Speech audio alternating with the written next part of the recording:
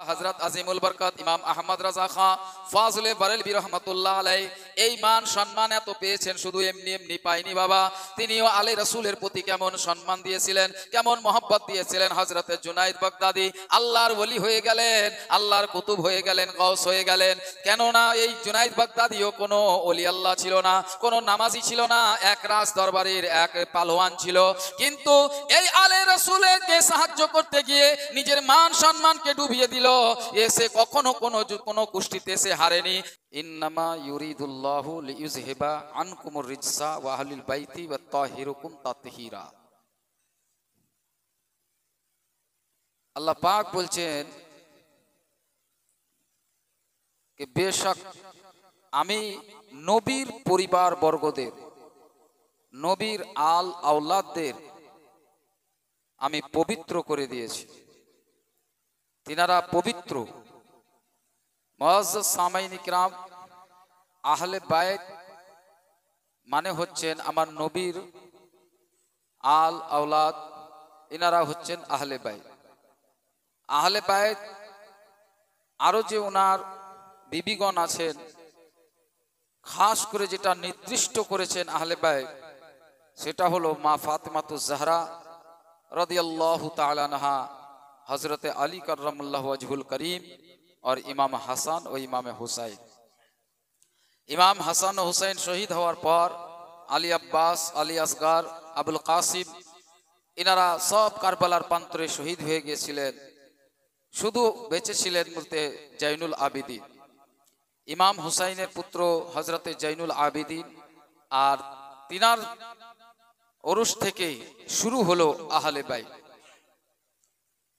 তো মুআজ্জাজ সামিঈন ইকরাম, আজ আমরা অনেকের মধ্যে একটা বিভেদ সৃষ্টি হয় যে আমরা পীর মানব না, পীর মানা শিরক, বিদআত, ওলি মানা বিদআত শিরক। সাহায্য পার্থিব জীবনে কোনো পীর, কোনো মাজার, ওলি আল্লাহ এরা কেউ সাহায্য করতে পারবে না। মুআজ্জাজ সামিঈন ইকরাম, পৃথিবীর বুকে আল্লাহ রাব্বুল আলামিন এই সাহায্যের জন্য আমাদেরকে একে অপরের সাথে একটা কানেক্ট করে দিয়েছে। বিনা সাহায্যে কেউ কোনো জিনিস হাসিল করতে পারবে না। মুআজ্জাজ সামিঈন ইকরাম, প্রত্যেকের সাহায্য উপকার নিতেই হবে, এটা পার্থিব জীবনে। কিন্তু তারা এই জীবনটাকে সরাসরি আল্লাহর সাথে কানেক্ট করে দেয়, যে আমরা আল্লাহর কাছে না চেয়ে আমরা ডাইরেক্ট পীরের কাছে চাইছি। এটাই হলো কি, এটা হলো শিরিক। আর মুআজ্জাজ সামিঈন ইকরাম এর উদাহরণ, এর উপমা দেয়, যেমন মক্কার কাফেরেরা বড় বড় বুত বানিয়ে নিয়েছিল, তাদের মধ্যে ছোট ছোট বুতও ছিল, মূর্তি ছিল। সেই মূর্তিগুলোকে তারা ছোট খোদা বলে দাবি করত। আর আসমানবাসীকে, ইয়ানি আসমানওয়ালাকে তারা বড় খোদা মনে করত। তারাও আজকে আপনারাও স্বচক্ষে দেখতে পাবেন যে কাফের মুশরিকেরা তারা প্রত্যেকটা জিনিসেরই একটা একটা করে তারা খোদা সাব্যস্ত করেছে। যেমন বৃষ্টি হয়, বৃষ্টির একটা খোদা, চাঁদ চাঁদের আলো দেয়, চাঁদ একটা খোদা, সূর্য আলো দেয়, সূর্য একটা খোদা। যেই জিনিস থেকে তারা উপকার পাবে সেটাকে তারা একটা খোদা সাব্যস্ত করে নেয়।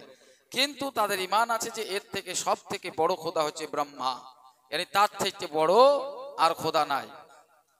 তো সেম ওই জিনিসই আমাদের সাথে তুলনা করা হয় যে এইসব পীরেরাকে এরা ছোট ছোট খোদা মনে করেছে, আর আল্লাহকে এরা বড় খোদা মনে করেছে। নাউজুবিল্লাহ মিন যালিক। পীর কোনোদিনও খোদা হতে পারে না। কোন ওলি, কোন নবী, কোন পয়গম্বর, কোন বুজুর্গানে দ্বীন কেউ কোনোদিনও খোদার স্থান নিতে পারে না।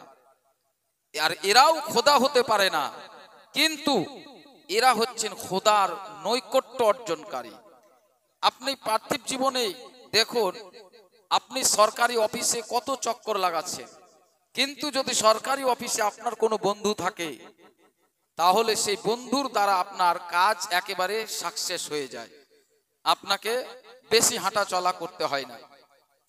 তো মুআজ্জাজ সামিন ইকরাম, এইসব আলা ইন্না আউলিয়াল্লাহি লা খাউফুন আলাইহিম ওয়া লা হুম ইয়াহজানুন, আল্লাহ পাক বলছেন যারা আমার বন্ধু হবে, আলা ইন্না আউলিয়া আল্লাহি, নিশ্চয় সাবধান, আমার যারা বন্ধু হবে তাদের কোনো জিনিসের ভয় নাই, কোনো জিনিসের ভয় নাই এই পার্থিব জীবনে, আর পরকালের জন্য কোনো চিন্তা নাই। কারা? যারা আল্লাহর বন্ধু হবে। তো মুআজ্জাজ সামিন ইকরাম, এবার এই পীর, যিনারা বুজরুগ, যিনারা আল্লাহওয়ালা, আল্লাহর বন্ধু, ইনারা আল্লাহর কত নিকটবর্তীতে আছেন যে তিনাদের মারফত, তিনাদের ওয়াসিলা নিয়ে যদি চাওয়া যায়। কারণ আল্লাহ পাক বলেছেন, ইয়া আইয়ুহাল্লাযীনা আমানুত্তাকুল্লাহ, হে মানুষেরা তোমরা আল্লাহকে ভয় করো, আল্লাহকে ভয় করো। তারপরে বলছে কুনু মা'আস সাদিকিন, এবং তোমরা সত্যবাদীদের সঙ্গী হয়ে যাও, তাদের সঙ্গী হয়ে যাও। তাহলে আমরা যদি আল্লাহকে ভয় করি আর সত্যবাদীদের সঙ্গী হয়ে যাই, তো সঙ্গদোষে শিলা ভাসে, আমরাও তাদের সাথে চলতে ফিরতে উঠতে বসতে আমরাও দেখবেন সত্যবাদী হয়ে যাব। তো মুআজ্জাজ সামিন ইকরাম, আহলে বাইতের সাথে মহব্বত, আহলে বাইতের সাথে ভালোবাসা, এটা শুধু যে কোনো আমরা বলবো আপনি বলবেন তা নয়, এটা তো আল্লাহ পাক নবী করিম সাল্লাল্লাহু আলাইহি সাল্লাম বলে দিয়েছেন। আল্লাহ পাক এদের পবিত্রতার বর্ণনা করে দিয়েছেন, সাক্ষী দিয়েছেন যে যারা আহলে বাইত হবে, যারা আল্লাহর নবীর ইয়ানি রাসূলের ঘরানা হবে, তারা হচ্ছেন পবিত্র। এটা আল্লাহ নিজ মুখ থেকে বলছেন, আল্লাহ নিজে কোরআনের মধ্যে ঘোষণা দিয়েছেন। তারপরে আবার দেখেন, আমরা যখন 5 ওয়াক্ত দৈনন্দিন নামাজ পড়ি, সেখানে আমরা আত্তাহিয়াতুর মধ্যে নবীকে সালাম দিই, তারপরে সালেহীন বান্দাদের সালাম দিই, নেক বান্দাদেরকে সালাম দিই, তারপরে ইব্রাহিম আলাইহিস সালামকে সালাম দিই, তারপরে ইব্রাহিম আলাইহিস সালামের আল আওলাদকেও সালাম দিই, নবীকেও সালাম দিই, আবার নবীর আল আওলাদকেও সালাম দিই। কারণ এই নামাজের মধ্যে যদি আল আওলাদকে, নবীর আল আওলাদকে, নবীকে, ইব্রাহিম আলাইহিস সালামকে, তিনার আল আওলাদকে যদি আমরা সালাম না করি, তাহলে কিন্তু ওয়াজিব তারক হয়ে গিয়ে আমাদের নামাজ কিন্তু কমপ্লিট হবে না।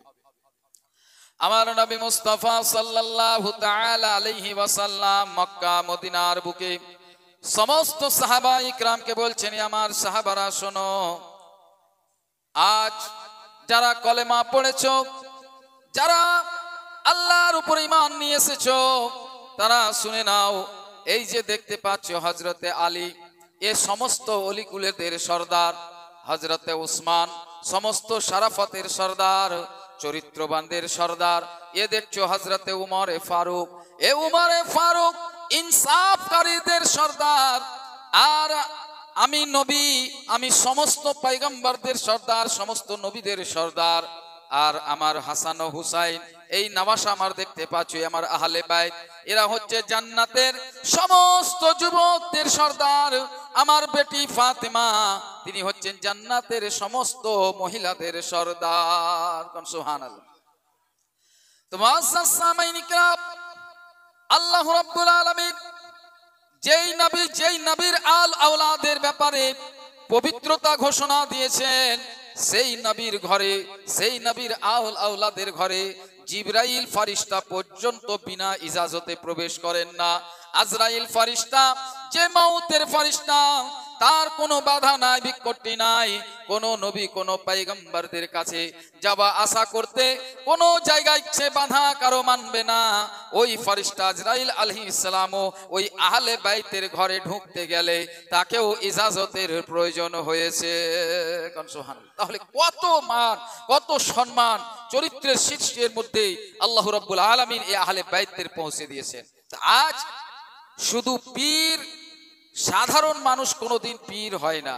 আর সাধারণ মানুষ যদি পীর হয়, তাহলে তার সিলসিলা, নাসাব, সার্টিফিকেট, দলিল তাকে দিতে হবে যে কোথা থেকে সে খেলাফত পেয়েছে, কোথা কার খলিফা হয়ে এসেছে, কার সিলসিলা চালাচ্ছে।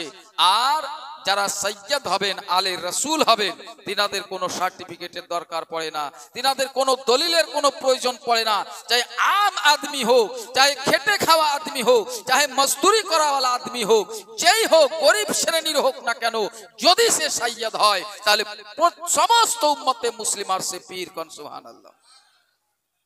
মুআজ্জাজ সামিন ইকরাম, আলা হযরত আজিমুল বরকত ইমাম আহমদ রাজা খান ফাজলে বরেলভী রহমাতুল্লাহ আলাইহি, এই মান সম্মান এত পেয়েছেন শুধু এমনি এমনি পাইনি বাবা, তিনিও আলী রাসূলের প্রতি কেমন সম্মান দিয়েছিলেন, কেমন মহব্বত দিয়েছিলেন। হযরত জুনায়েদ বাগদাদি আল্লাহর ওলি হয়ে গেলেন, আল্লাহর কুতুব হয়ে গেলেন, গৌস হয়ে গেলেন। কেননা এই জুনায়েদ বাগদাদিও কোনো ওলি আল্লাহ ছিল না, কোনো নামাজি ছিল না, এক রাজ দরবারের এক পালোয়ান ছিল। কিন্তু এই আলী রাসূলকে সাহায্য করতে গিয়ে নিজের মান সম্মানকে ডুবিয়ে দিল। এসে কখনো কোনো কুষ্টিতে সে হারেনি। রাজার দরবারে হাজার হাজার দাসীর খিদমত পেত, আর ভালো মন্দ কতই না খেতে পেত। যেখানে কুষ্টিতে যেত জিতে আসতো। কিন্তু এমনই একটা মুহূর্ত চলে এসেছে যে সম্মুখে একজন আলী রাসূল, একজন সৈয়দ আলী রাসূল দাঁড়িয়ে আছেন। হযরত জুনায়েদ বলছেন, আমি তো একে ফুঁক দিয়ে উড়িয়ে দেব। একজন পাতলা দুবলা একটা জীর্ণ শীর্ণ মানুষ। আর জুনায়েদ, হযরতে জুনায়েদ বাগদাদি রহমাতুল্লাহ আলাইহি হচ্ছেন একটা বিশাল বড় পালোয়ান, যার ভেতরে কুটে কুটে একেবারে কাজু পেস্তা বাদাম ভরা আছে খালি তার শরীরে। ভাইরা আমার, ওই জুনায়েদ বাগদাদি বলেন, এর সাথে আমি কুস্তি লড়বো, একে তো আমি ফুঁক দিয়ে উড়িয়ে দেব। এই বলে যখন হাত মিলাতে গেল, ওই জীর্ণ শীর্ণ ব্যক্তি বললেন, এই জুনায়েদ, আমাকে চিনে নাও, আমি তোমার সাথে কুস্তি লড়তে আসিনি, আমি তোমার সাথে কুস্তি লড়তে পারবো না বাবা। কিন্তু যদি আজ আমি এই কুস্তি লড়ে যদি জিতে যাই, এই ইনামের টাকাটা যদি আমি পেয়ে নিই, তাহলে আমার বাড়ির সংসার চলবে, আমার মেয়েদের আমি বিবাহ দিয়ে দিতে পারবো। কোন সুবহানাল্লাহ। হযরত জুনায়েদ বাগদাদি রাহমাতুল্লাহ আলাইহির শরীরের মধ্যে ওয়াজ চলে আসলো, হায়রে যেই নবীর কলমা পড়েছি, যেই নবীর প্রতিমান নিয়ে এসেছি, যেই নবী আমাদেরকে জান্নাতের পথ দেখিয়েছেন, যেই নবী আমাদের জন্য সারা শরীরে পাথরে লাহুলহান হয়েছেন, যেই নবীর আমাদের জন্য উহুদের প্রান্তরে দন্দন শহীদ করেছেন, যেই নবী আমাদের জন্য পেটে পাথর বেঁধে উম্মতে মুসলিমার কাছে দ্বীন প্রচার করেছেন, আজ সেই নবীর আওলাদ আমার সম্মুখে এসে আমার সাথে কুস্তি করবে। হযরতে জুনায়েদ বাগদাদি রাহমাতুল্লাহ আলাইহি যেমনই কুস্তি চালু হলো, ওই আলী রাসূলকে নিয়ে বুকের উপরে নিয়ে পড়ে গেলেন। একবার নয়, দুইবার নয়, তিনবার আছড়ে আছড়ে এমনি এমনি পড়ে গেলেন। আর লোক ভাবছে হয়তো ওই পাতলা দুবলা জুনায়েদ বাগদাদিকে হারিয়ে দিল, ইনামের টাকা পেয়ে নিল, কোনো আফসোস থাকলো না জুনায়েদের কাছে। রাজা তাকে, বাদশা তাকে দরবার থেকে খারিজ করে দিল, বের করে দিল। তার মনে কোনো আফসোস হলো না। রাত্রে বাবা ঘুমিয়েছে। এমতো অবস্থায় সিরহানের তরফে আমার নবী মুস্তাফা সাল্লাল্লাহু তাআলা আলাইহি ওয়াসাল্লাম চোখে অঝর নয়নে পানি ঝরাতে ঝরাতে জুনায়েদকে বলছেন, জুনায়েদ রে উঠ, আমি তোর জন্য একটা কালো কম্বল নিয়ে এসেছি, এই পুরস্কারটা কবুল কর। সুবহানাল্লাহ। আল্লাহর নবীকে দেখে হযরত জুনায়েদ বাগদাদি রাহমাতুল্লাহ আলাইহি উঠে বসলেন। বলে, কে আপনি? বলে, আমি তোর নবী, যার কলেমা পড়িস মুহাম্মদুর রাসূলুল্লাহ। হযরত জুনায়েদ সালাম দিলেন, আসসালাতু ওয়াসসালামু আলাইকা ইয়া রাসূলুল্লাহ। সুবহানাল্লাহ। ইয়া রাসূলুল্লাহ, আপনি এখানে? বলে, জুনায়েদ রে, আমার আওলাদ এত দুর্ভিক্ষের কারণে ছিল, তার মেয়ে সন্তানদের বিবাহ দিতে পারছিল না, একদিন খায় 5 দিন না খেয়ে থাকে। ওই আমার আওলাদ যে তোর সামনে কুস্তি করতে গিয়েছিল, তুই তোর মান সম্মান দেখলি না, ইজ্জত দেখলি না, রাজার দরবারে রাজশাহী দেখলি না, হাজার হাজার দাসীর খিদমত দেখলি না, তুই আমার আওলাদকে এমন চরিত্রের শীর্ষে ইজ্জত দিয়েছিস। আজ আমি নবী, সমস্ত পয়গম্বরদের নবী, আমি আজ তোর ইজ্জতকে, তোর মান সম্মানকে এত চরিত্রের শীর্ষে বাড়িয়ে দিলাম যে আজ থেকে তোকে সবাই জুনায়েদ বাগদাদি বলে ডাকবে। সুবহানাল্লাহ। আর সেই থেকে হযরত জুনায়েদ বাগদাদি একজন আল্লাহওয়ালা হয়ে গেলেন, একজন পীর হয়ে গেলেন। তিনি আওলাদে রাসূল নন, কিন্তু নবীর ডাইরেক্ট খিলাফত পেয়েছেন বাবা, তার জন্য তিনি পীর হয়ে গেলেন। এইদিকে আলা হযরত বারেলির ধরতিতে পালকিতে চড়ে সওয়ার হয়ে যাচ্ছেন। এমতো অবস্থায় কিছু দূর যাওয়ার পরে পালকিওয়ালাকে বললেন, বেহেরা, এই বেহেরারা দাঁড়িয়ে পড়ো, সারিয়ে পড়ো। বেহেরারা দাঁড়িয়ে পড়লো পালকি থেকে। হুজুর নেমে আলা হযরত আজিমুল বরকত ইমাম আহমদ রাজা খান ফাজলে বারেলভী রাহমাতুল্লাহ আলাইহি, যার ডঙ্কা আজ পুরো ওয়ার্ল্ডের মধ্যে বাজে, শুধু ভারতে নয়, শুধু পাকিস্তানে নয়, শুধু জাপানে নয়, আজ পুরো পৃথিবীর মধ্যে আলা হযরত আজিমুল বরকতের ডঙ্কা বাজে। ওই আলা হযরত পালকি থেকে নেমে সঙ্গে সঙ্গে বললেন, এই বেহারারা বলো, তোমরা 6 জন আছো, তোমাদের 6 জনের মধ্যে কেউ একজন আলে রাসূল আছেন? তোমাদের মধ্যে একজন রাসূলের আওলাদ কেউ আছো? আমি খুশবু পাচ্ছি নাকের মধ্যে, আমি আলে রাসূলের খুশবু পাচ্ছি, বলো বলো। ওই বেহারারা বলতে লাগলো, হুজুর আপনার আলে রাসূল জাতপাত নিয়ে কি দরকার, আপনি শুধু পালকিতে চড়ুন, আপনার কাজ নিয়ে দরকার, কারো জাতপাত নিয়ে আপনি এখানে প্রশ্ন করবেন না।